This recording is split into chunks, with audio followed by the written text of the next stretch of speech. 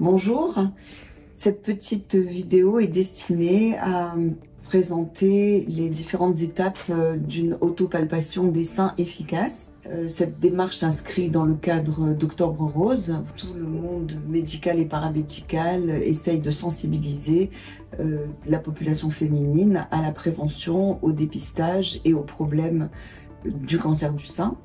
C'est le cancer féminin le plus fréquent. Donc en fait ici on est là pour vous convaincre qu'il faut se faire dépister, qu'il faut faire ses examens régulièrement et qu'il faut faire ses mammographies régulièrement.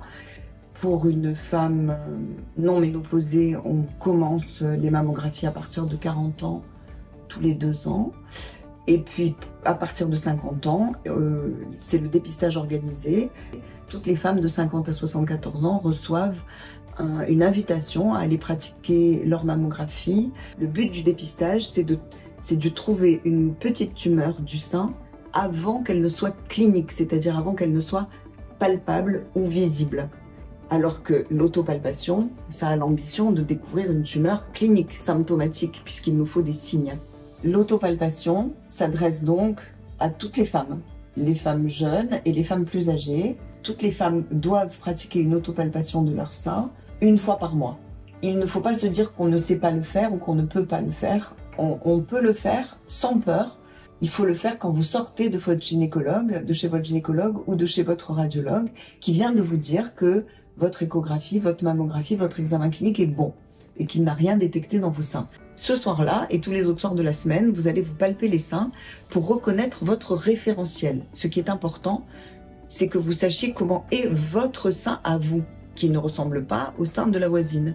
Votre référentiel est important à connaître parce que vous êtes en connaissance de vos anomalies. Vous pouvez avoir un sein un peu plus gros que l'autre, une aréole un peu plus large que l'autre, un mamelon un peu plus coloré que l'autre, un galbe un peu différent dans les 2 seins, mais tout ça vous le connaissez, ça fait partie de vos constituantes, des constituantes de votre sein, de votre morphologie.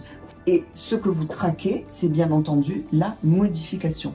Donc si vos doigts connaissent bien votre sein, ils seront tout à fait aptes à reconnaître quelque chose qui n'existait pas le mois d'avant. Pour les patientes jeunes non ménopausées, elles vont préférer la période du cycle où le sein est le plus souple, bien entendu, c'est-à-dire la première partie du cycle, entre le 7e et le 10e jour des règles étant idéal. Chez les patientes ménopausées qui n'ont pas de traitement hormonal, elles vont le faire juste 1 fois par mois à la même date et c'est tout.